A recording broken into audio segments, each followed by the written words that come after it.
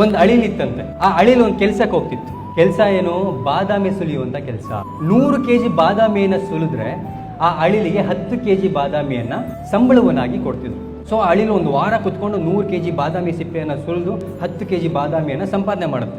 ಆಮೇಲೆ ಅದಕ್ಕೆ ಅನ್ಸುತ್ತೆ, ಇನ್ನೊಂದು 500 kg ಸುಲಿದ್ಬಿಡೋಣ, 50 kg ಸಿಗುತ್ತೆ, ಆರಾಮಾಗಿ ಒಂದು ವರ್ಷ ಇದ್ಬಿಡ್ಬೋದು ಆರಾಮಾಗಿ ಅಂತ ಹೇಳಿ 500 kg ಬಾದಾಮಿ ಸಿಪ್ಪೆಗಳನ್ನು ಕೂಡ ಒಂದು ತಿಂಗಳು ಕುತ್ಕೊಂಡು ಸುಲಿಯುತ್ತೆ. 500 kg ಸುಲಿದಾಗ ಎಷ್ಟು kg ಸಿಕ್ತು? 50 kg ಬಾದಾಮಿ ಸಂಬಳವಾಗಿ ಸಿಕ್ತು. ಸೊ 50 kg ಬಾದಾಮಿನೂ ಕೂಡ ತಗೊಂಡು ಹೋಗಿ ಒಂದು ಕಡೆ ಸ್ಟೋರ್ ಮಾಡಿಕೊಂಡು ಆರಾಮಾಗಿ ತನ್ನ ಗೂಡಲ್ಲದು ತಿಂತಾ ಕೂತ್ಕೊಳ್ಳುತ್ತೆ. 1 ವಾರ ತಿನ್ನುತ್ತೆ, 2 ವಾರ ತಿನ್ನುತ್ತೆ, 3ನೇ ವಾರಕ್ಕೆ ಆಲ್ರೆಡಿ ಹಲ್ಲು ನೋವು ಶುರುವಾಗ್ಬಿಡುತ್ತೆ. ಯಾಕೆ ಅಂತ ನೋಡಿದಾಗ ಆ ಬಾದಾಮಿ ಸಿಪ್ಪೆಗಳನ್ನ ಸುಲಿದು ಅದ್ರ ಹಲ್ಲೆಲ್ಲ ಸೌದೋಗ್ಬಿಡುತ್ತೆ. ಅದೇನಂತ ಯೋಚನೆ ಮಾಡ್ತು, ಚೆನ್ನಾಗಿ ಸುಲಿದ್ಬಿಟ್ಟು ನಾಳೆ ಕುತ್ಕೊಂಡು ತಿಂತೀನಿ ಅಂತ ಯೋಚನೆ ಮಾಡ್ತು. ಇದೇ ಒಂದು ಪರಿಸ್ಥಿತಿಲಿ ಎಷ್ಟೋ ಜನ ಇದ್ದಾರೆ.